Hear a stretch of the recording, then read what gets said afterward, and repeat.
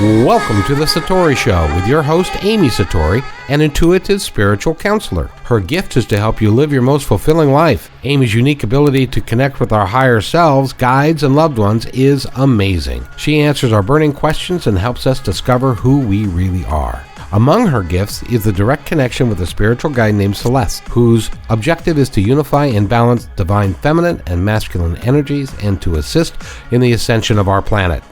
Amy also speaks to other spirits, pets, mythical creatures, and even your body to help you manifest ultimate health, wealth, and happiness. She's helping people all over the world, including artists, athletes, celebrities, Nobel Peace Prize winners, writers, directors, entrepreneurs, other healers, and even regular folks like us.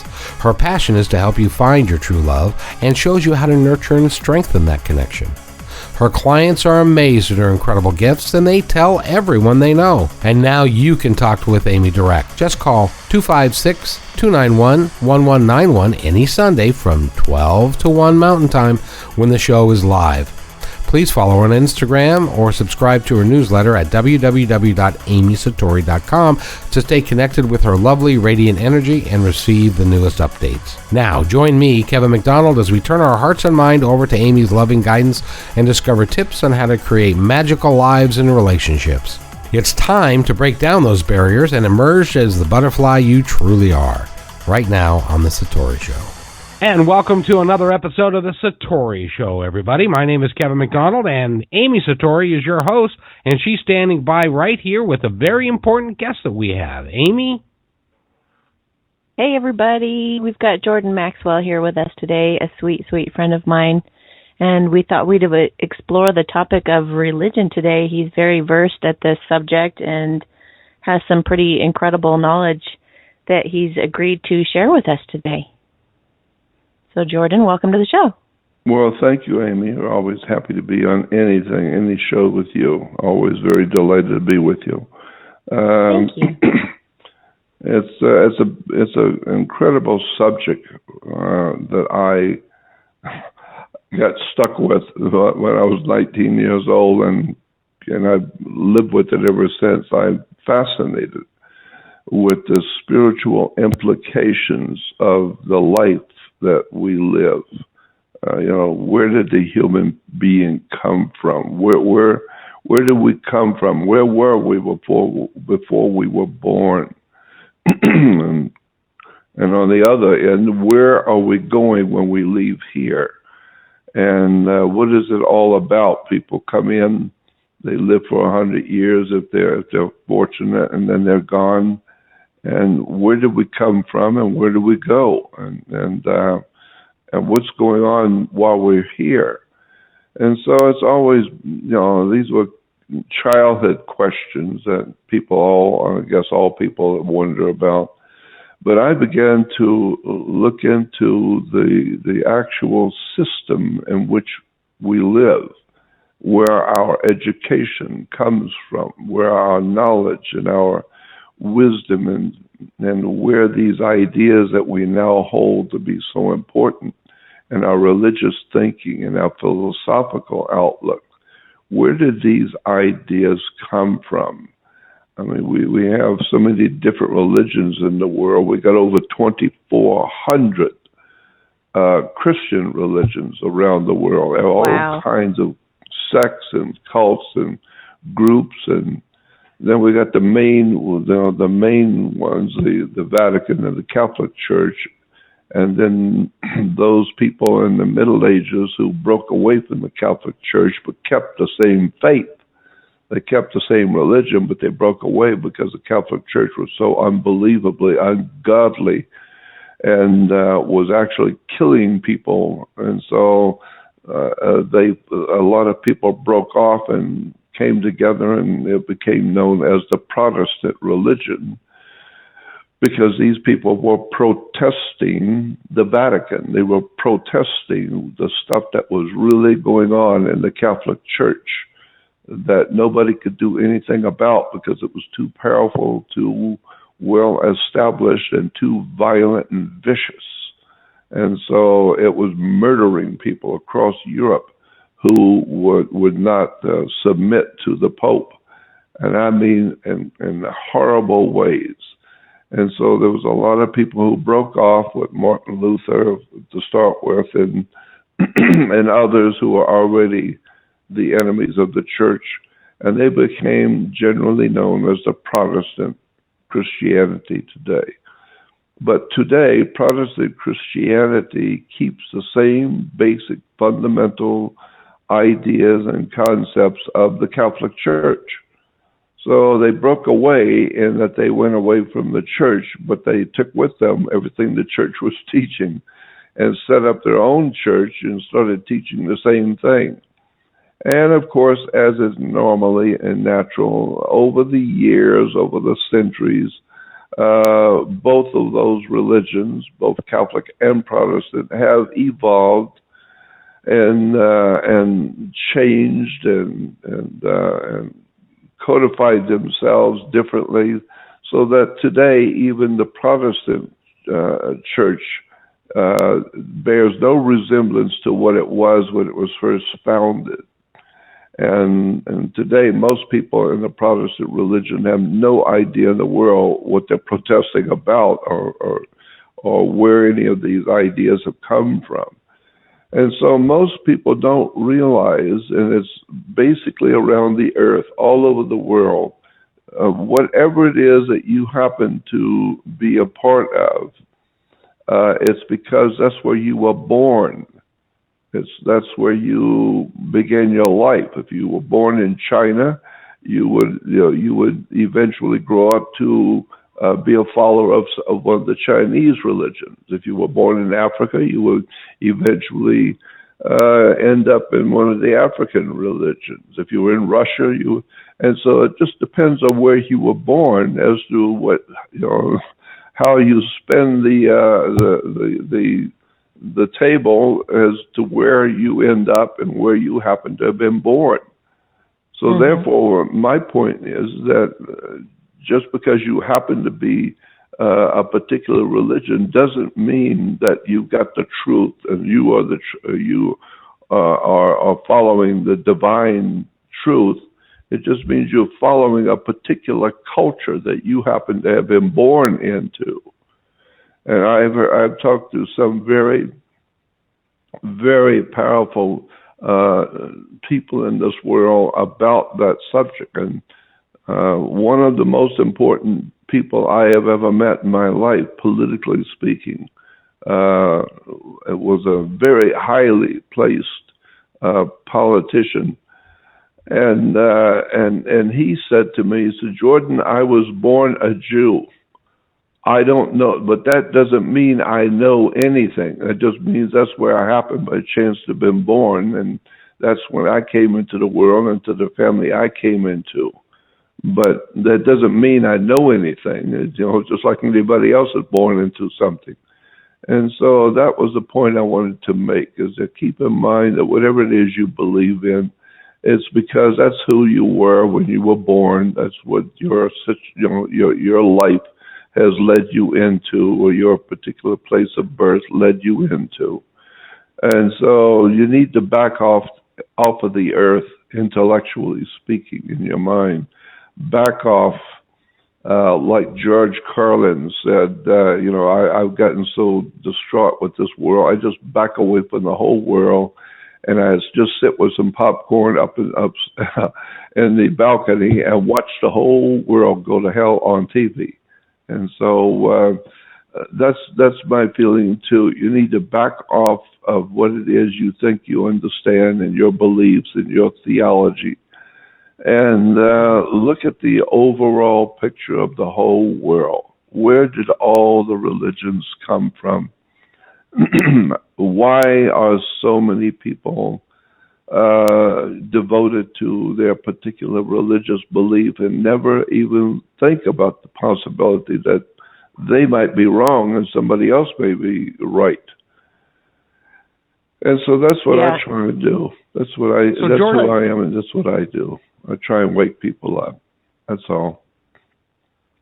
Go ahead, Amy. Yeah. What about, like, Kevin and I were talking about this, about how even the Christian story or Jesus' story, doesn't it also correlate with some similar stories about a virgin? Well, first of all, Christianity and Judaism have the same parent. This is something that neither one wants to talk about. But Judaism is not an original or an original religion. Judaism is a retelling of a earlier story. All of it, all of Judaism is nothing more than a retelling of a story that came before it. And Christianity is a part of that same story. And so it's a hodgepodge unless you really go into theology and study it for many years. Do you begin to see where Christianity and Judaism are the children of a far more older parent? The older religion that gave birth to Christianity and Judaism and has even influenced Islam is Hindu. In India, the Hindus were a very powerful religious philosophy in the world, many hundreds and thousands of years ago. And so Judaism is nothing more than a retelling in the Western world of the Hindu religion. And Christianity is the same. Well, obviously, Jews and Christians are not interested to hear that their religion is actually Hindu. But if you are intellectually honest, which a lot of people aren't, but if you're intellectually honest and you are given to studying things deeply and meditating on them, and if your mind is like a parachute, it doesn't work if it's not open. But if you have an open mind and you really sincerely want to know where your belief systems have come from, where your religion has originated, then you will go to the library and start reading the reference books, or go to the Bible bookstores where they've got dictionaries, encyclopedias, or you can even go to seminary libraries and Jewish seminary libraries. Go through and read all of the ancient books about Judaism and where it developed and why it developed the way it did. And you'll come to the same conclusion that I and many more like me have come to, that Judaism and Christianity is actually Hinduism.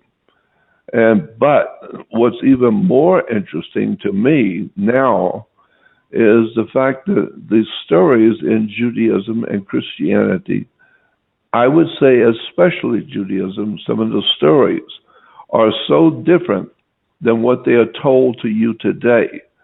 I mean, totally different than what they are told to us today. And I could give you some examples. Can you give some examples? Yeah, some of the examples are pretty extraordinary, and I almost don't want to talk about it in public.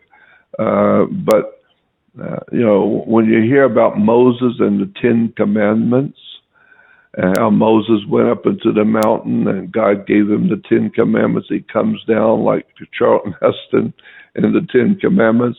That's a story in the Bible in the Old Testament. But it has nothing to do with the original story on which the 10 Commandments is based. It is an incredibly different story completely. And you will be shocked and amazed and shamed in front of other adults to hear the original story that gave birth to the 10 Commandments and Moses, because the original story has nothing whatsoever to do with what we think the story in the Bible about Moses and the 10 Commandments deals with. It has nothing to do with that at all. If you go back and look at the words and examine the Phoenician and Canaanite words that are used that we call today Hebrew, there is, in fact, no such a language only in the world called Hebrew. There is no such language as Hebrew. There is a language called Phoenician, from which we get the word phony and phonetics, and it's called a Phoenician language. And the people today who speak the Phoenician language we refer to them as Hebrews. And so the Hebrews speak the Phoenician language, but we, we're not part of Judaism. So we say that when we hear the Jews speaking their language, we say it's a Hebrew language. No, it's not a Hebrew language. The people speaking it are Hebrew, but the language itself is Phoenician. And so if you're going to understand the culture of the Jewish people and the culture that gave birth to Judaism, you're going to have to understand who were the Phoenicians and the Canaanites. I mean, we've all heard at some time in your youth about the land of Canaan, and the people of Canaan, the Canaanites. Well, the Canaanites are what we today call the Jewish people. They are the Canaanites, and they speak the Canaanite language, which was Phoenician. So what I'm saying is that when you look at the stories in the New Testament of the Torah, the Old Testament, not new, but the Old Testament story of Moses and all the stories in the Old Testament about the kings and queens and all the interesting stories in the Old Testament, you begin to, if you're really getting into it deeply and start looking at the words and the names of the people, you begin to see the hidden story. And the more you look at it, the more you study it, the story begins to develop more and more severe, until finally, after looking at it, reading and studying the Old Phoenician language, which we call Hebrew, and where the stories in the Old Testament came from, you finally, if you do it for many years, you'll finally one day wake up and say, my God, I didn't know where these things have come from. Now I see it. And it's Jordan, an extraordinary experience. Yes. Jordan, I wanted to ask you a question because you brought up Moses, and I think it bears some context here that when Moses came down from Mount Sinai with the Ten Commandments, of course, Mel Brooks said there were originally 15 and 5 of them broke. But anyway, but he said, but in that time, the children of Israel had, according to the Bible, had left Egypt, the bondage in Egypt, and were wandering around the Sinai for like 40 years, and there were lots of them, over 100,000. And I believe that Moses didn't create the Ten Commandments and did not get them from a burning bush. He used them as a form of government to make sure that the people stayed in line and that he could keep these people all together. And that's why the Ten Commandments were actually formed, as a way of him to control the masses that were wandering around the desert at that time. Am I totally incorrect in that, or is that kind of sort of? That's an overwhelmingly obvious possibility, but in point of fact, that's not what the actual history says. But I can see how one would come up with that thought, and it makes sense. But there's a bigger picture, far bigger picture. The bigger picture is that there was, in fact, no Moses. No Moses ever lived. There was no such a man named Moses. And we now know, I've been talking about it for some 50 years, there is no such a man as Jesus. Jesus, in fact, never lived. There was no man named Jesus. There was no man named King Solomon or King David. Go back to the Old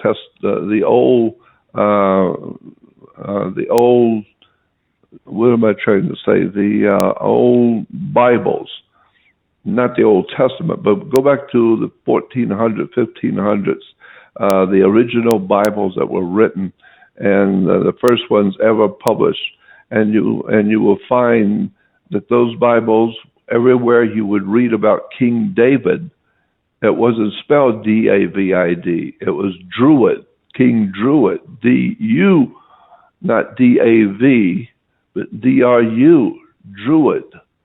So King Druid this and King Druid that. Well, then you go to encyclopedia or go on the web. Go on the web and go to image on your web server. Go to image, and then type in Druid priest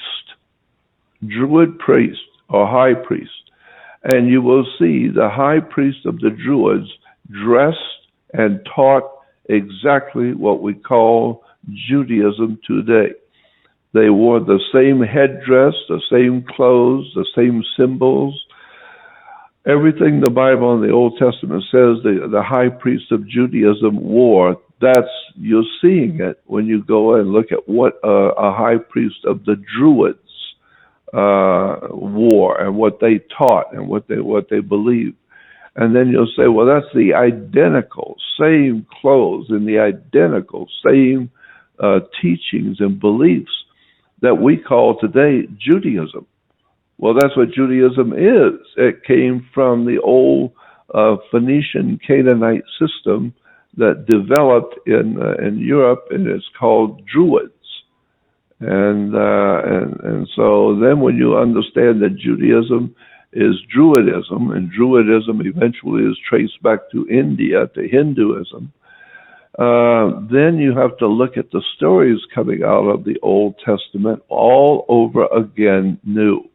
Now look at the old stories about the Ten Commandments and King David and King Saul and all of these different stories, completely different now from a far more ancient culture. But the stories have been fixed up for us. Well, I like to say spray painted and shrink wrapped and given to the new people of today. Wonderful, beautiful stories in the Old Testament. And they're so holy and so righteous unless you know what they're really talking about. So there's an encoded story in the Bible. Both Old and New Testament are encoded stories, metaphors. And so I've talked with so many rabbis, and they all say, yeah, of course, you're right. And I said, but why don't you teach the Jewish people that these are not actual events, these were not actual people, but these were encoded stories that have been changed over the years. And I've been told by rabbis, well, first of all, the Jewish people are not going to want to hear this. And I have a life to live. I got a wife and family. I got to raise children. And so I like you, have to have a job. I got to get an income. I have to do something. And so the Catholics have a massive way of making money, and the Protestants make a lot of money being ministers, and all the other religions of the world make a lot of money. It's all corporate business. Well, I've got to have a job too. I've got to have a religion, so I got a religion, and so they live very well. The Jews live very well because of their religion. Their fellow Jews finance them very heavily, and everybody's happy except me. But everybody's happy. They have the whole truth, and they are the superior people, and they know the whole truth, and God loves them, and everybody's happy, except the world of mankind. The whole world of mankind on the earth is very unhappy. There's a violent world that we live in, and there's a lot of bloodshed and violence because of people's belief systems. Mm-hmm. And so once I began to see all of this in perspective, it began to become apparent to me that these stories in the ancient and prehistoric world were one thing, but how they've been retold to us and changed the meaning of the words to be something totally different. So I'm just saying you will be shocked, amazed, and even shamed when you find out what these old stories in the Old Testament were really talking about, and what those old ancient words meant, and how different you are perceiving all of this today. It's just an extraordinary story of betrayal. And when I saw that, I decided, that's a long time ago. But when I saw that, I decided I want to open the world up to the real truth of religion and theology, and at least cause the world to wake up and start reanalyzing everything they believe and everything they think. And so that's what my life has been all about. I've been trying for some 58 years. I started doing this kind of talking and lecturing when I was 19 years old, back in 1959, which was a little over 58 years ago. And that's what I've been trying to do ever since, is just awaken people to the fact that what you think you know is not true. And boy, when you wake up and find out what it's really saying, it's going to be a shock to you. So, Jordan, I wanted to ask you, because everything that we know about religion and religious philosophy comes from an exterior source. It comes from somebody else. Yeah, and of course. There seems to be an awakening. Sure. There seems to be an awakening now that people want to discover for themselves what's true, and that following the dictates of, as an example, when you talk to a Christian, they'll say, because the Bible tells me so. But the Bible is a hodgepodge of stories that was written a long, long time ago that doesn't necessarily have any relevance to today as far as who we are and where we are going. The way the story is told. The way the story is told, that may not seem like it's relevant, but if you go back to the original, all the way back thousands of years ago to the original stories, which are fed to us today differently, you will find, the actual story, the actual truth is that it's very relevant. The Old and New Testament is extremely relevant to us today, but we are looking at a different story. If you go back to the original, now it makes sense. Now it all begins to fall into line, and it begins to make sense, because now finally we understand what the original story was and how it was been changed and dressed all up, spray painted and shrink wrapped and given to us today and called Christianity. No, go back to Christianity when it was first developed, and then find out what it was developed on and what philosophy it was following at the time. And then it all begins for the first time to make sense.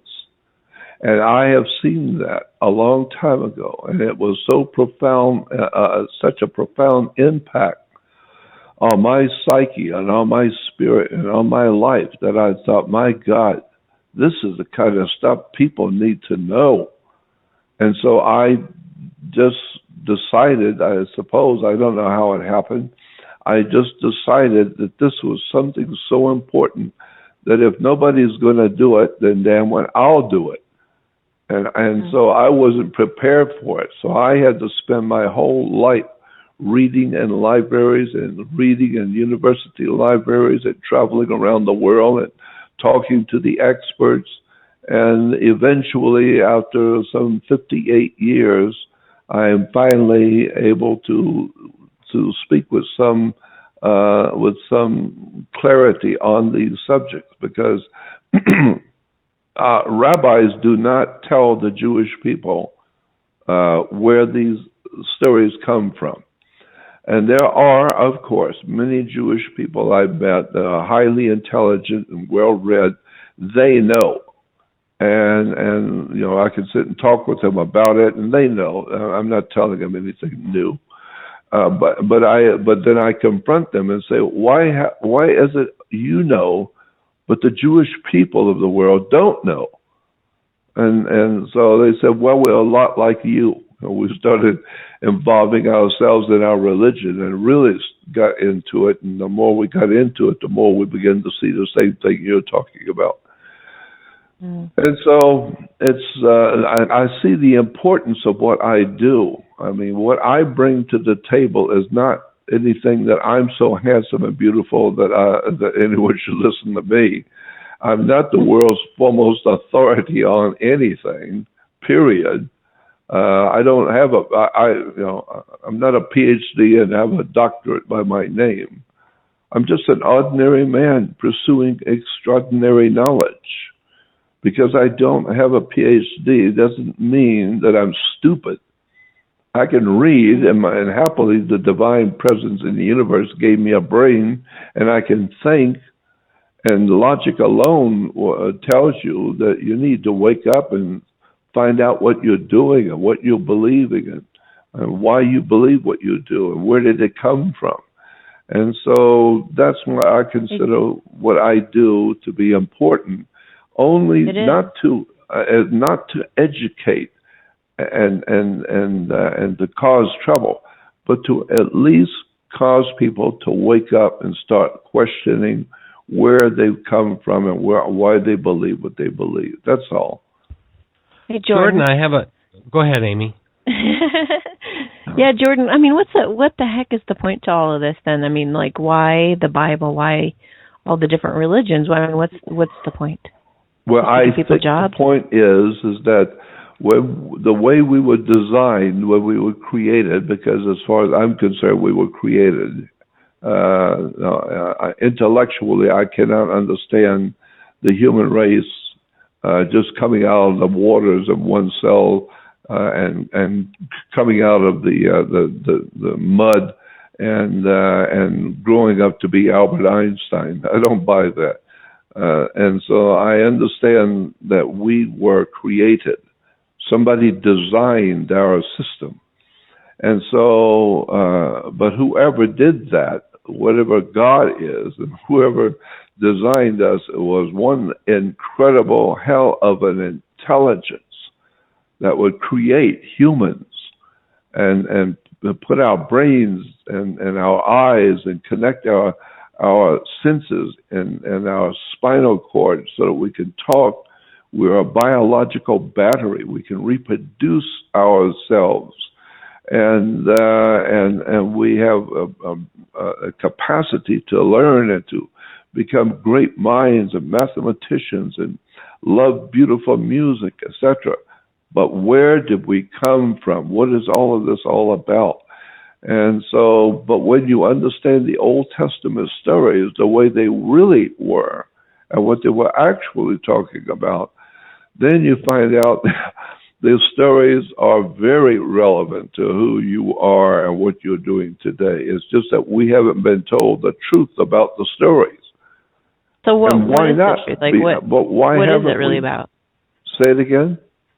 What is the truth? I mean, what is the original information really all about? The original of religion is based on sex.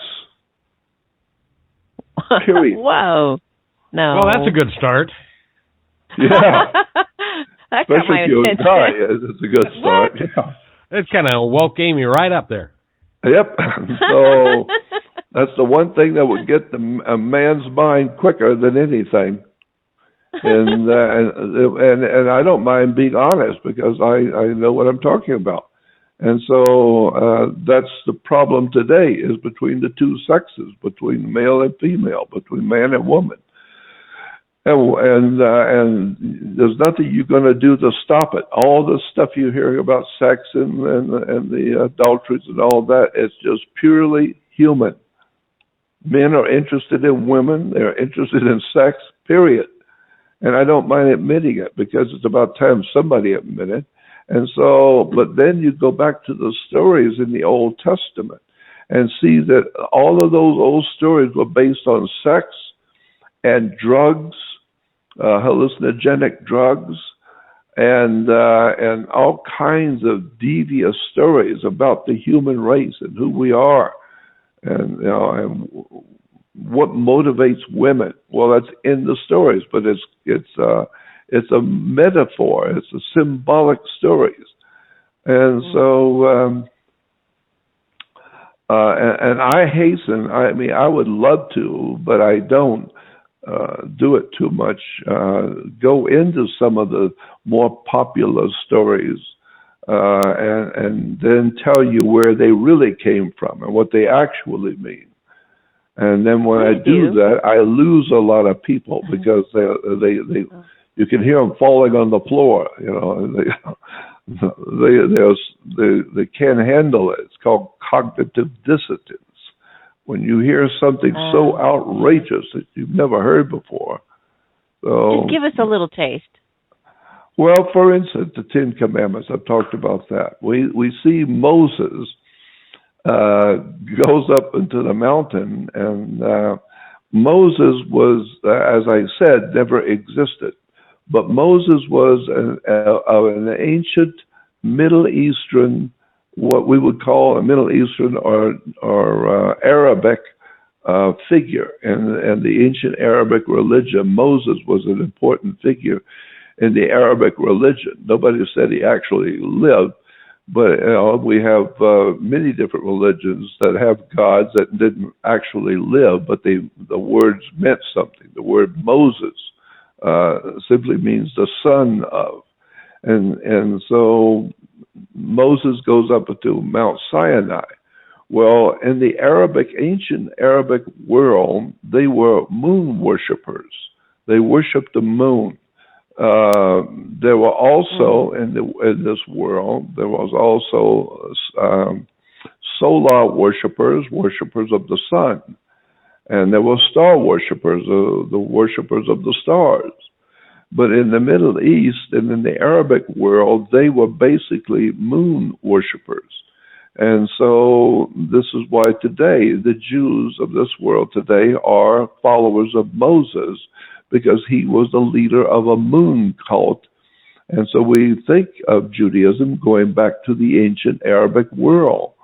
And so the moon god, thousands of years ago in Arabia, the moon god's name, go look it up in the dictionary. His name was Sin, S-I-N. Not like the Catholic Church says when you do something bad, it was a sin. No, the moon god of Arabia was called Sin. That was his name. And the mountain, the people in Egypt and on the Egyptian side of the Sinai, people looking eastward every evening would see the moon rise.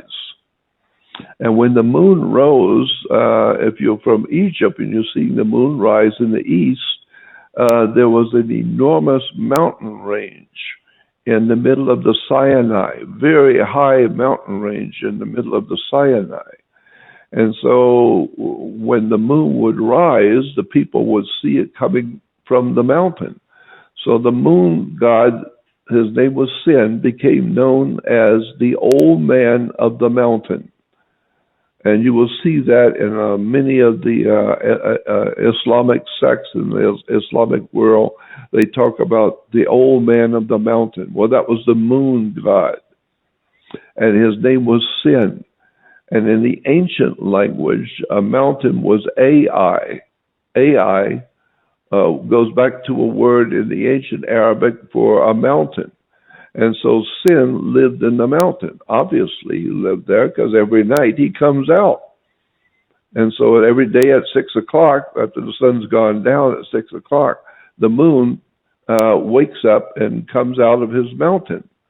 And so his name was Sin, and the mountain is Ai, put them together as Sinai. So we talk about how holy Sinai. No, there's nothing holy about Sinai. The only thing holy is in your head. You're not reading this thing right. It's Sinai was Sin Ai, the god of the mountain Ai. His name was Sin. Put it together, it becomes Sinai.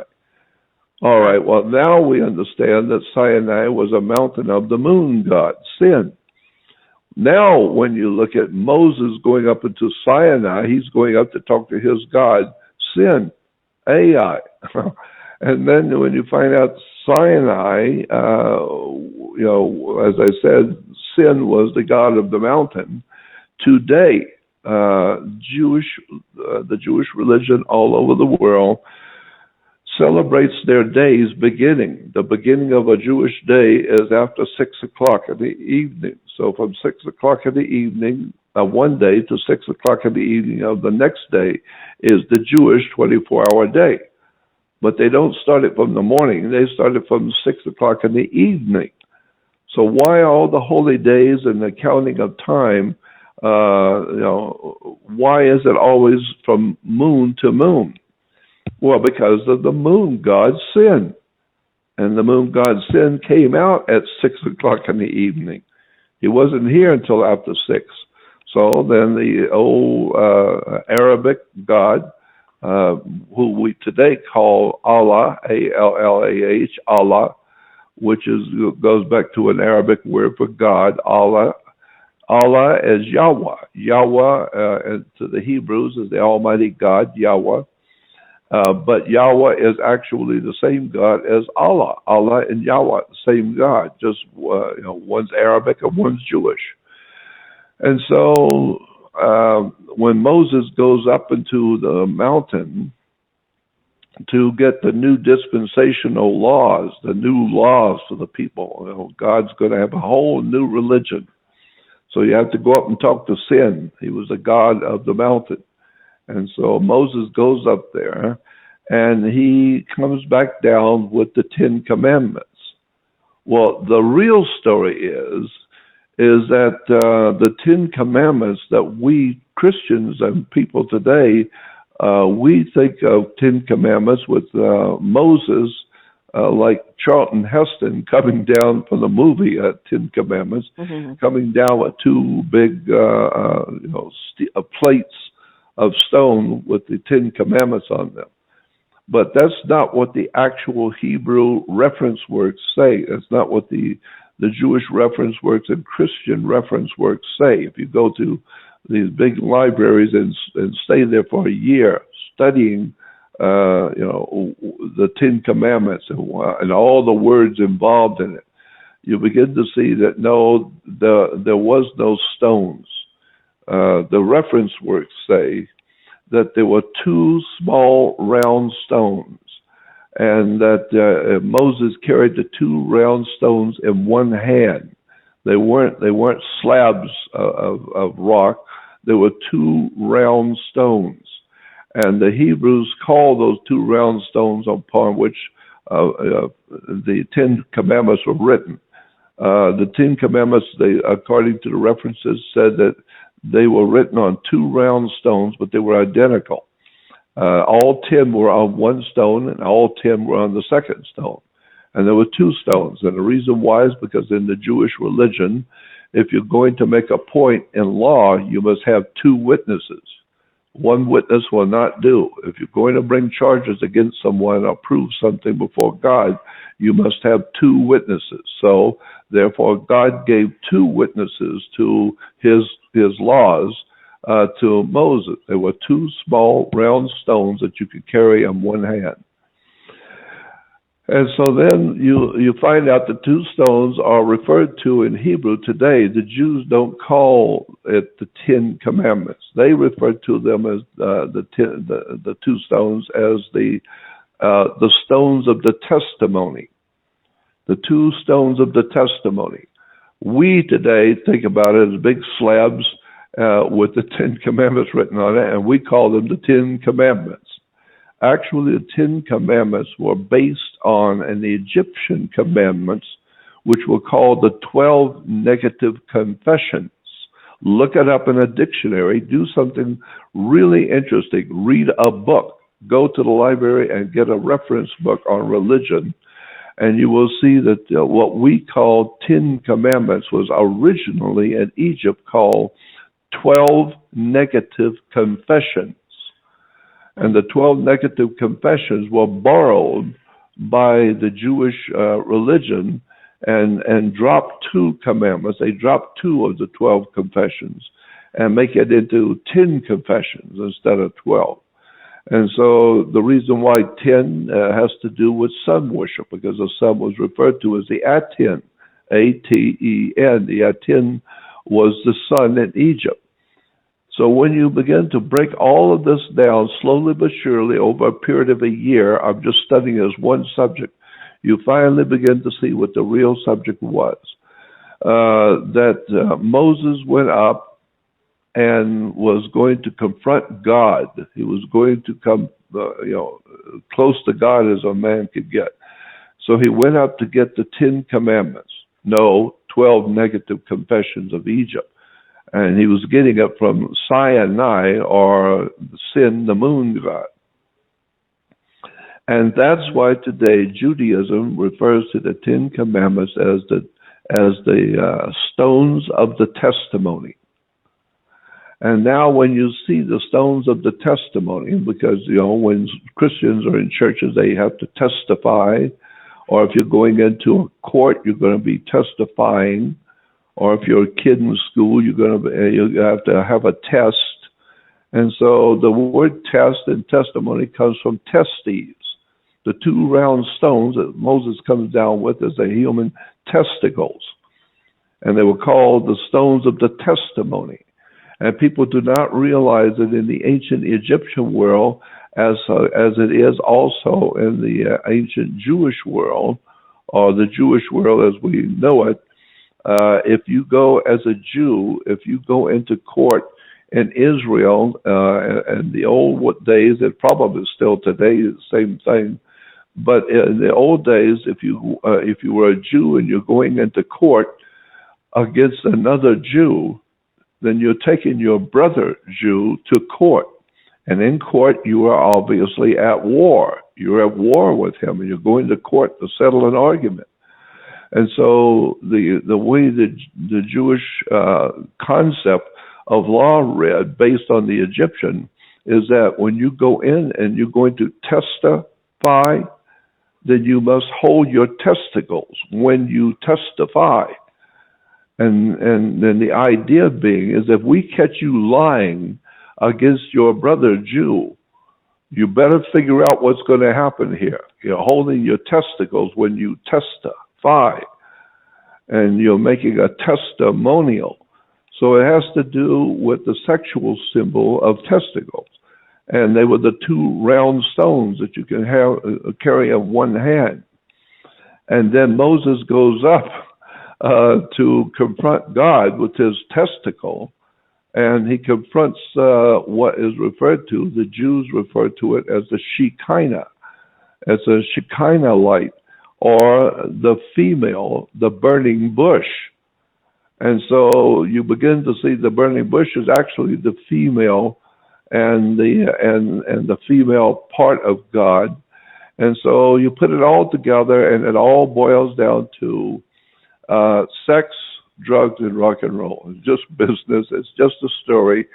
And there was no 10 Commandments. There were 2 testicles connecting to the burning bush, and this is confronting God. And so out of that union between the 2, Moses comes down with a new understanding. It's called a new dispensation in Judaism.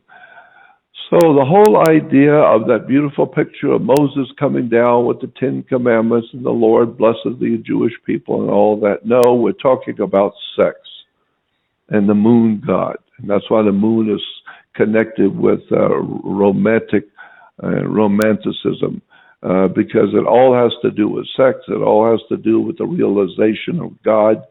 At the moment of sex is a relationship between male, female, and the divine presence in the universe. And so now you begin looking at these stories the way they really understood when they were going back thousands of years. And now you see the Bible is not telling you what you think it is. It's been rewritten, and new ideas and new words put in that we understand, but it has nothing to do with the original. And that's just one story out of about 50. That the whole story of the 10 Commandments is nothing more than the connecting of testicles with the burning bush, and the connection with God, the presence of God in the male and female's life, and then all of the things you need to know. Say it again? Kundalini. Yeah. Tantra. Yes. Yeah, that's it. And this is why and one other thing, when you see on TV and the news at night, the Jews at the Wailing Wall, and they're bobbing back and forth as they're praying. They're holding the prayer books, and they're bobbing back and forth, back and forth, back and forth as they're praying. They will tell you that is a holy ritual. When they're bobbing back and forth. No, the rabbis will tell you that's the Jew having sex with Shekinah. Not Hekinah, Shekinah. And so they are bobbing back and forth, representing that they are having sex with the female part of the divine presence in the universe. God is both male and female. And the scripture said he created man and Adam and Eve in his, God created Adam and Eve in his likeness, an image and likeness. Right. Well, if he created Adam and Eve in his image and likeness, that means one half of God is female, and the other half is male. And the way this is so crazy. I'm like, so much of this that you're saying is just like blowing my mind, but in a good way. And I mean, this is even like, this is referencing twin flames too, potentially. Yeah, so I'm just like, what? This is big. That's why today, once you understand these stories, then you begin to look at the stories in the Talmud, especially both the Babylonian Talmud especially, but in the Talmud, the most holy book in all of Judaism, where there's all kinds of stories in the Talmud about it's all right for a man to have sex with a 4-year-old, a little 3-year-old girl. It's all right for a man to have sex with a 6-year-old boy. There's nothing wrong with having sex with a 5-year-old. And even in Islam today, a grown man of 40 or 45 years old can marry a little 4-year-old or 5-year-old and consummate the marriage. And sometimes it kills the child. But that's part of the Islamic religion. They go back to the old days where men could rape children and have sex with each other. And then, of course, we know that this is also true today in Hollywood with the Jews that run Hollywood. We're now seeing that among the Jews there's a lot of pornography and all kinds of that kind of activity. And God knows, we know the Catholic Church and the Vatican with its problems with sex and connection. And so now you see all three of those religions came from the old ancient religions, which was nothing but sex, drugs, and rock and roll. The whole thing was based on sex. Wow. Does this make any sense?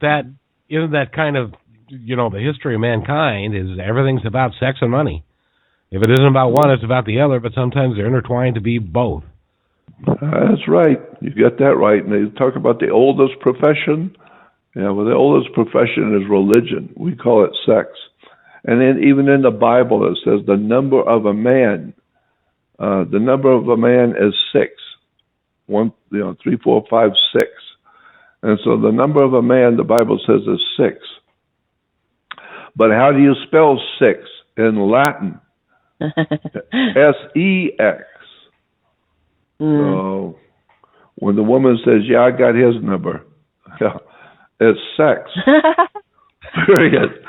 And by the way, ladies and gentlemen, we're talking with Jordan Maxwell. Jordan, you also have a website. Yes. Please go into talking about your website and how somebody can get a hold of the information that you have spent the last 58 years assembling. Yeah, I appreciate that, and thank you. My website is Jordan, Jordan, like the river Jordan, Jordan Maxwell Show, SHOW. There are other websites out there with my name on it that I do not own. So if you're looking for my work, Jordan Maxwell Show.com. And when you go to JordanMaxwellShow.com, you will see it's actually a podcast. And there are many shows. There's about 35 or 40 shows that I've done. And then when I stopped doing them, we started adding other shows that I have done for other people. So there's a lot of my radio shows on Jordan Maxwell Show. But also, well, even more important, I'd like for you to know, is that there's a second website to Jordan Maxwell Show. And you have to join that. You have to click on the name and join it. And it's called the Jordan Maxwell Research Society, or the research website. And what that is just another website that I have devoted all of my research work on everything, on government, religion, banking, money, sex, drugs, rock and roll, and the whole world you live in, and where all of these things really came from, not what you thought I they got a were. question. And I got a question, Jordan. Yeah. Okay. I know a lot of these incredible people that you've met throughout your life. Could you share some of these people? I mean, I know you have to protect some of the people that you know, but if you could share with us just to kind of validate the kind of people that you talk to on those high levels, can you list off maybe some of these people that you've had these incredible conversations with? I really would love to. I would love to, but I'm hesitant because these particular people were so very high up and so profoundly well known in the world today that and the way that I met them, the occasion of how I come into their life and how I met them and what we said is really not something I feel secure about talking about in public. I don't mind talking about the subjects we talked about, but I don't want to name names because I just know that when somebody gives a name of a very famous person, that could cause problems to that person's life or his, and so, and I would never do that to anyone. Anytime someone, as a journalist, I would just never do that, give their name. I would tell you in private, but I've sat with and been close friends with some people that are at the top of this world. Yeah. Period. And been able to sit with them and chit chat and have dinner with them and have lunch with them, and but I would love to be able to tell the world the whole story, who I know, what they've said, and what I've seen them do with my own eyes, what I've seen them do, where I met them, the occasion, what I saw, and what they said, and what they did. Mm-hmm. I would love to just reveal all of that. There's a part of me that would just love to be able to tell people, you think this person is so holy and so righteous. I was there. I saw what he did, and I've talked with people you have no idea in the world that I know. But my gut feeling is my conscience tells me, watch what you say in public, because what you say in public can cause you some serious problems, because these are very powerful people. And I'm not going to cross them. I wouldn't. But let me just say, as your friend, and having talked to you in private and having heard a lot of these stories that you've shared with me, I know them to be quite valid and quite true and quite powerful and profound.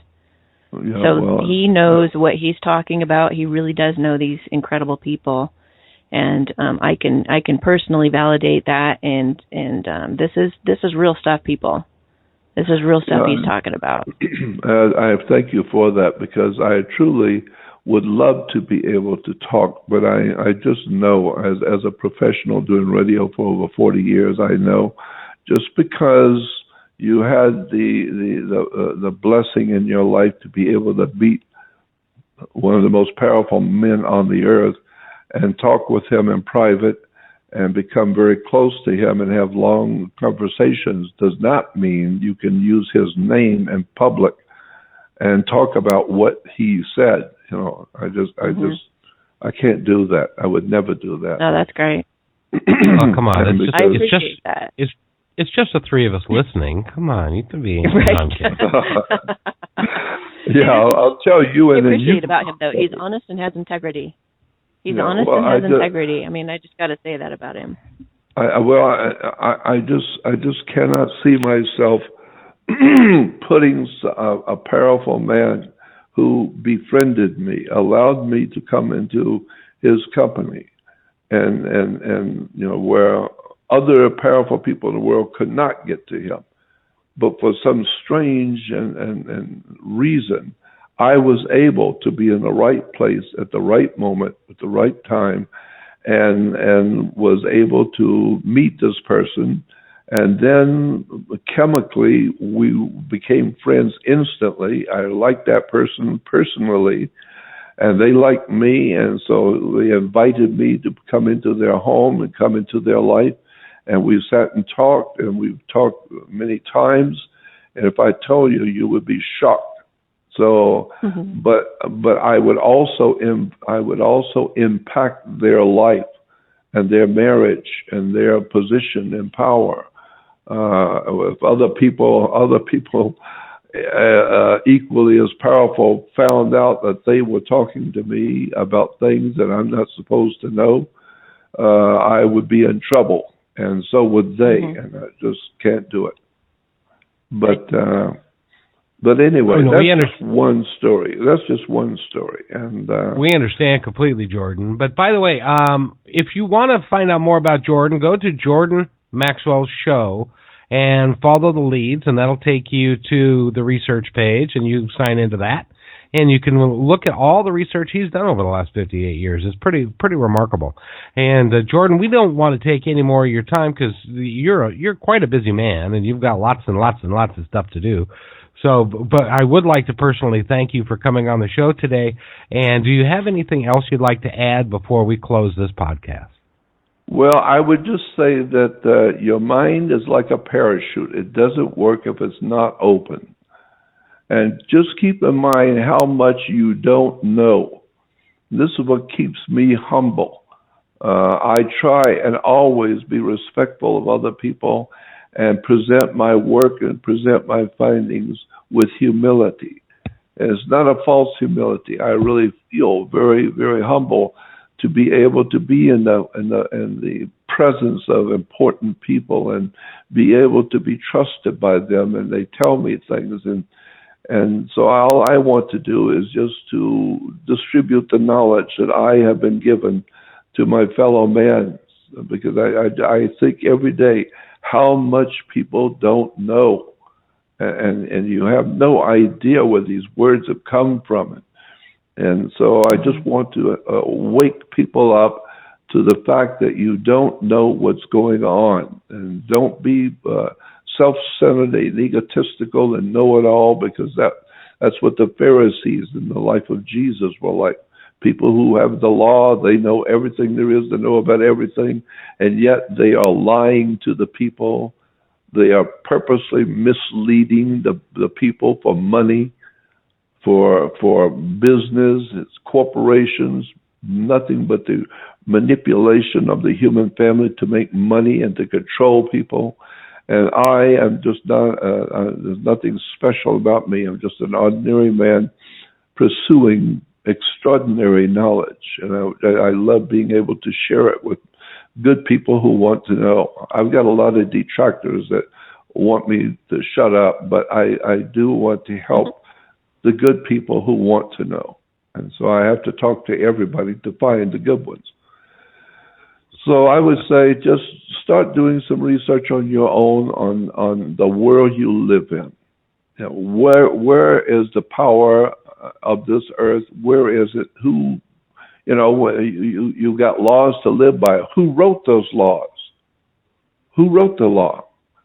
And so, well, when you find out who wrote the law, well, then they're the ones that are in power, and you have to follow the law. I don't mind following the law. I'm a law-abiding person. But I'm just curious to know who wrote this law. And what does it really mean? Let's go back to the original words, and then you'll find out there's phonetics, and go back to the original word and who wrote this law. Well, it was written by a Rothschild. Old man Rothschild. Oh, really? The super rich man, he writes a law for me? Did he talk to my God who created me? And if it's all right for Rothschild to write a law that I have to live by, and I don't mind living by it because I'm ignorant, I'm ill-informed, I don't read, and I don't know.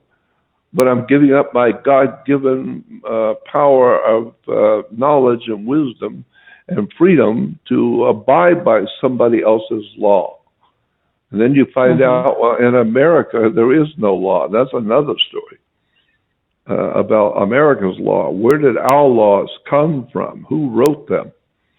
And that's why you have to have a license to be an attorney. You must have a license to be an attorney. Why? Because you're making money as a lawyer.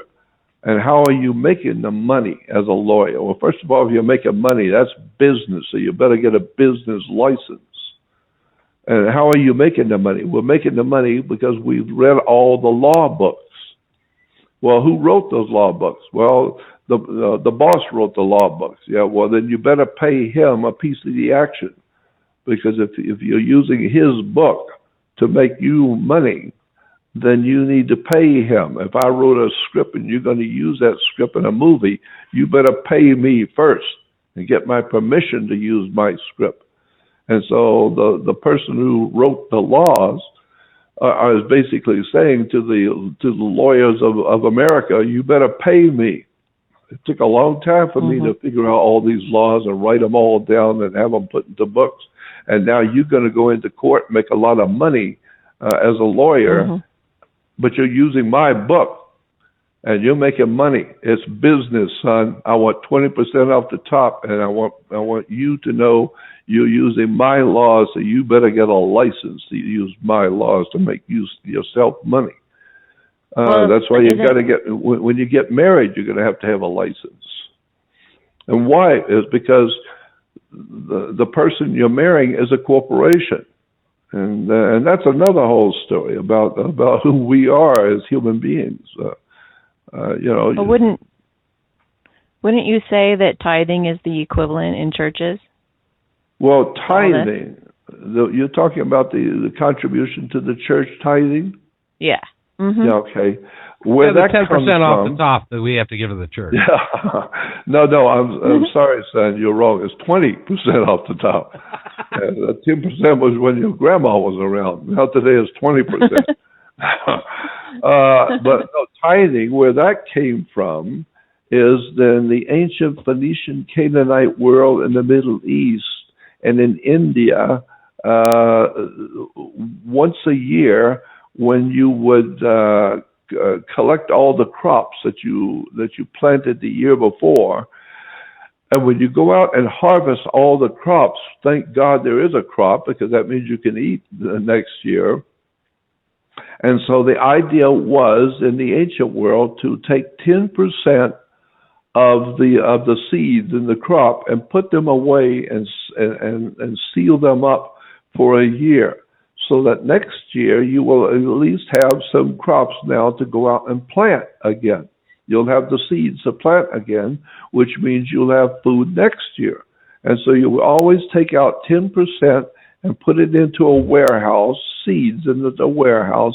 And then next year, when everybody's ready to plant food, well, you go to the warehouse and you got the seeds from last year.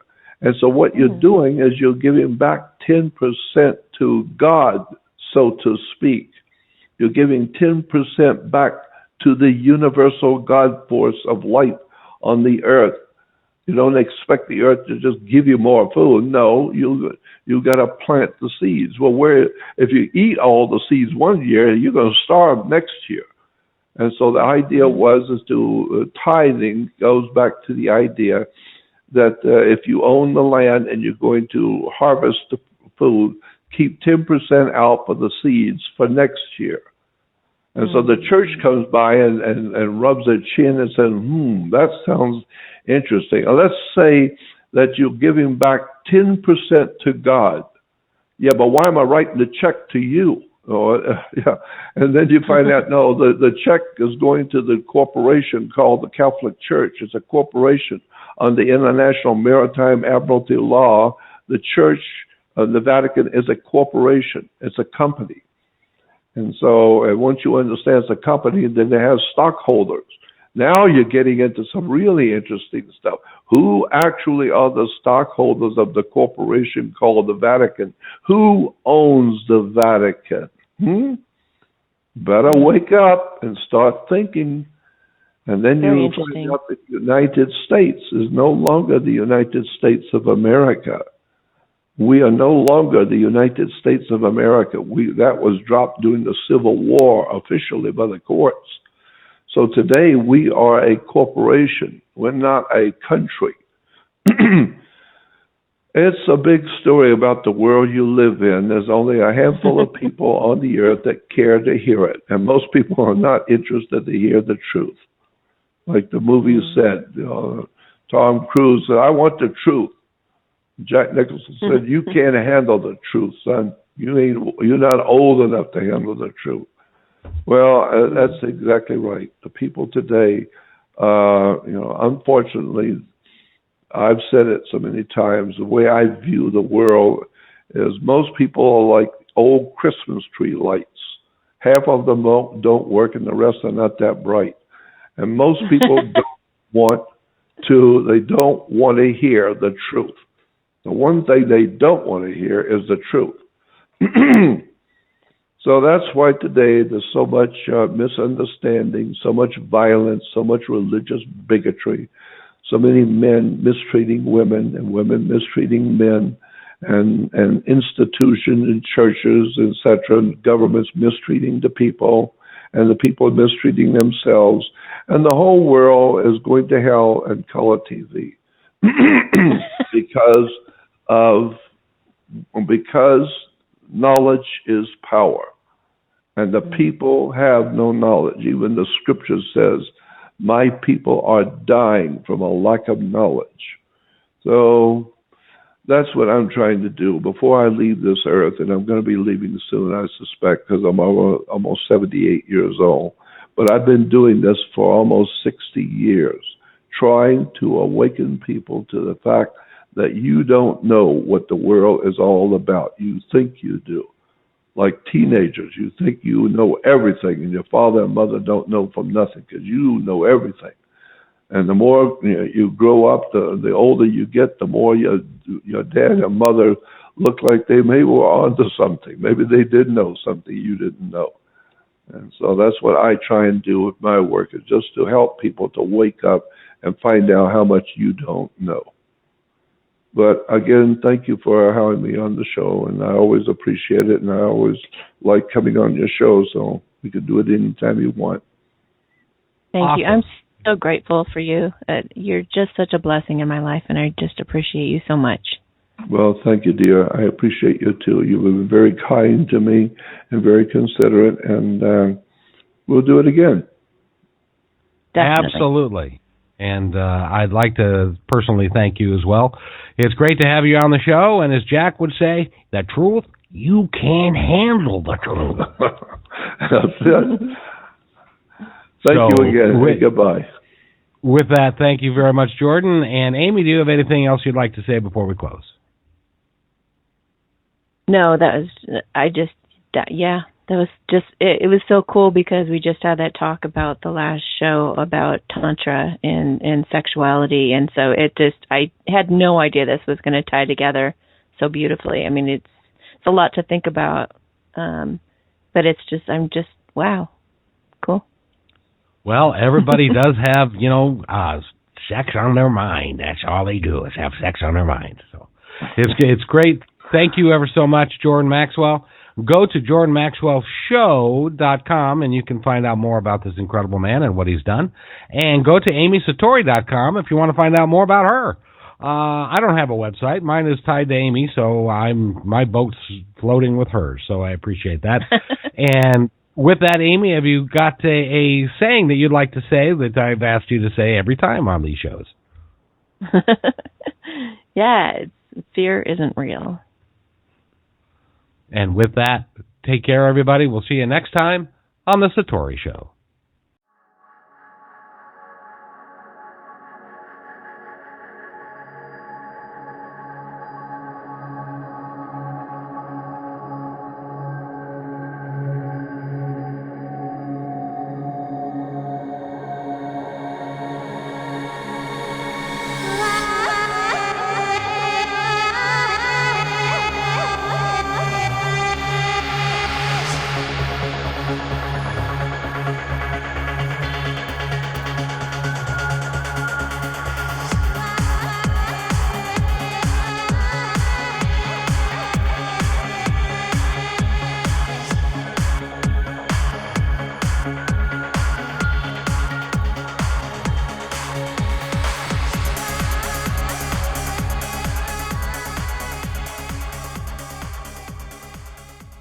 You've been listening to The Satori Show.